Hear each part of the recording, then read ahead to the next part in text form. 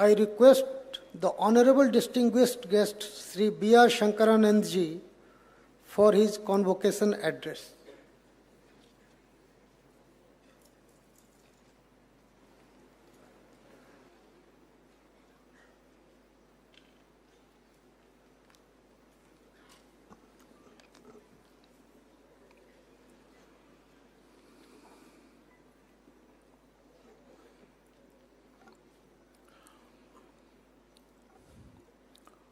भारत सरकार के आदरणीय शिक्षा मंत्री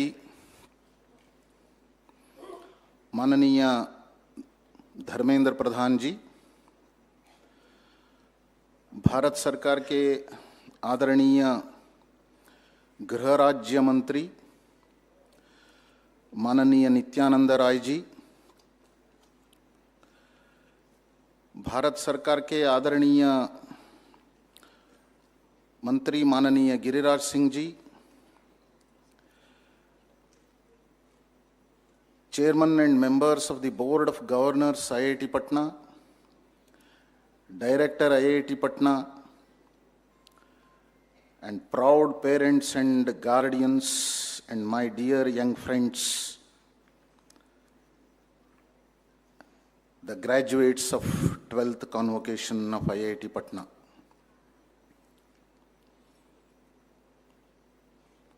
सभी को मेरा सादर प्रणाम समर्पित करता हूं। आज मुझे इस भव्य और दिव्य कार्यक्रम में आपके सामने खड़े होते हुए कुछ विचार प्रस्तुत करने का अवसर मिला है, इसीलिए मैं बहुत आनंदित हूं और गर्व का महसूस कर रहा हूं। Today is the moment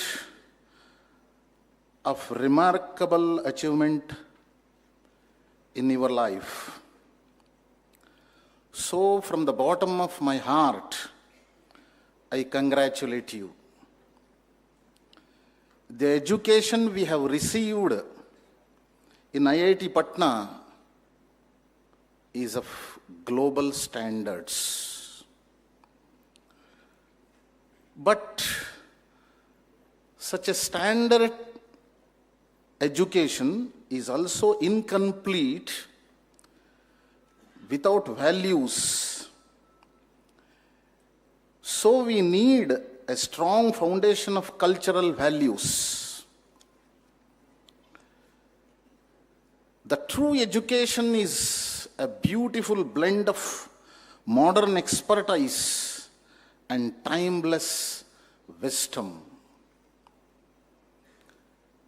This will empower us to find the solutions that are the technologically sound and deeply rooted in Bharatiya ethos.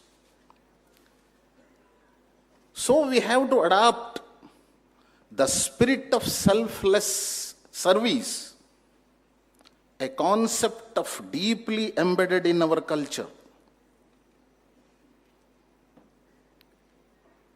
यानी भारत को हम आत्मनिर्भर बनाना है।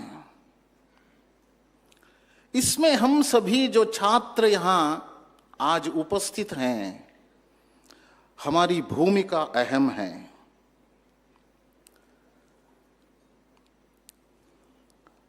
हमारा सोच ऐसा होना चाहिए कि मैं जो भी करूंगा देश के हित में ही करूंगा,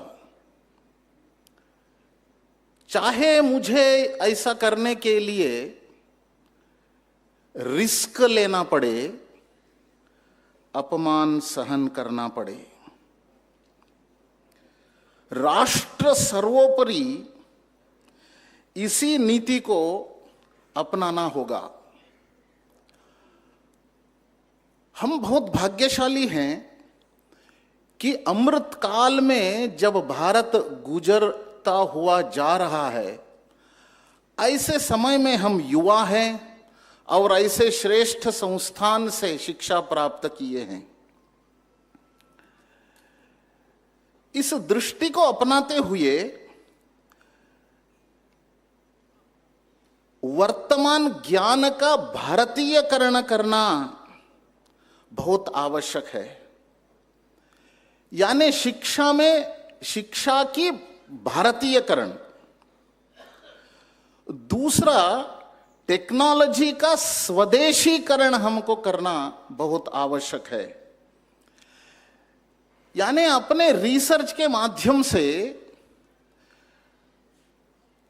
भारत की निर्भरता विदेशों के ऊपर न्यूनतम करना पड़ेगा।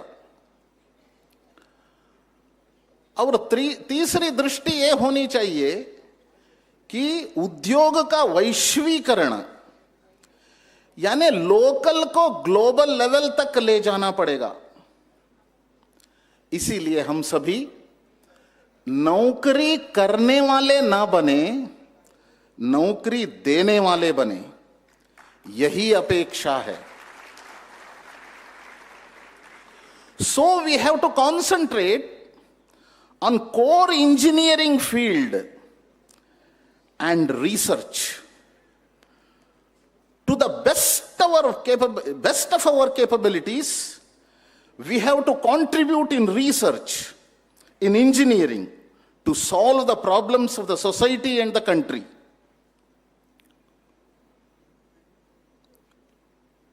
जब आक्रांता हमारे देश के ऊपर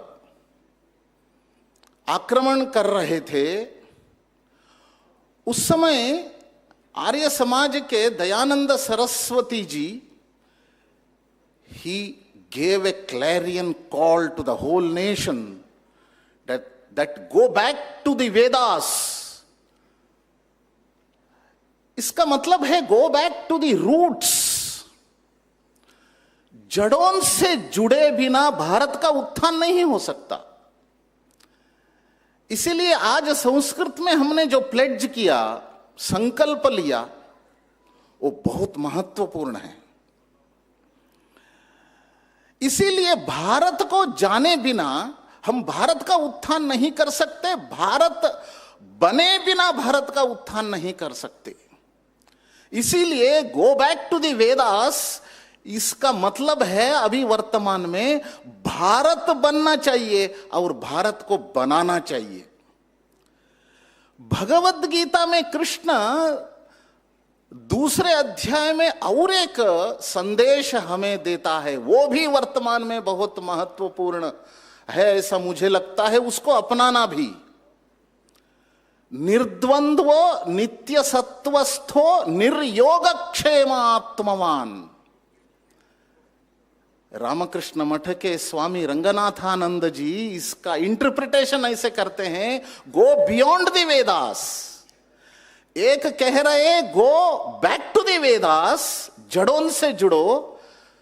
श्री कृष्ण गीता के माध्यम से कह रहा है, उसका interpretation Ranganathananda ji, go beyond the Vedas. यानी ग्रंथों को अध्ययन करते हुए, उस सारे तत्वों को अपनाते हुए, व्यवहार में लाते हुए जब हम आगे बढ़ेंगे तो चलता फिरता ग्रंथ बन जाएंगे, स्वयं ग्रंथ बन जाएंगे।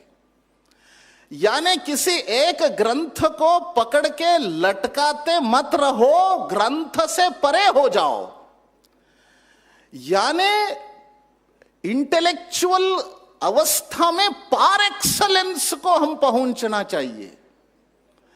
बुद्धि की अंतिम अवस्था तक, श्रेष्ठ अवस्था तक पहुंचना चाहिए। बुद्धि की श्रेष्ठ अवस्था रिसर्च से ही आती है। धी ये बुद्धि की चरम सीमा है। 6 चरण हैं, श्रद्धा, मेधा, प्रतिभा, प्रज्ञा, धृति और धी। इन सारे बुद्धि के विकास में श्रद्धा ही नींव है। श्रद्धा के बिना जब बुद्धि का विकास होता है, विनाश ही होता है। इसीलिए श्रद्धा के आधार पर बुद्धि का विकास करते हुए भारत का उत्थान हमारे ओर से होना है। इसीलिए भारत का कल्याण, इसके माध्यम से विश्व कल्याण, इसके लिए हम इस दिव्य और भव्य कार्यक्रम का 2 संदेश ऐसा मुझे लगता है हमारे जीवन में अपनाना चाहिए। आर्ट ऑफ लविंग, भारत के साथ प्रेम, आसपास रहने वाले लोगों के साथ हमारा प्रेम, प्रत्येक समस्या को समाधान की ओर ले जाने के लिए प्रेम ही आधार बन जाता है। Art of loving means sharing and caring. Sharing and caring के माध्यम से ही प्रेम प्रकट होता है। इसके कारण ही एक स्वस्थ समाज का निर्माण होता है। We have to involve ourselves in developing a sane society. इसके कारण ही अथर्ववेद में एक संदेश दिया गया है, यत्र विश्वम भवत्येक नीडम, यानी वसुधैव कुटुंबकम, यानी पूरा विश्व को एक परिवार के रूप में देखते हुए विश्व कल्याण की ओर जाना ही भारत का जन्म का उद्देश्य है। इसको साकार करने के लिए, इसको सार्थक करने के लिए हम सभी प्रयास करें। इतना ही विनम्र निवेदन आप सभी के सामने रखते हुए मेरी वाणी को विराम देता हूं। नमस्कार।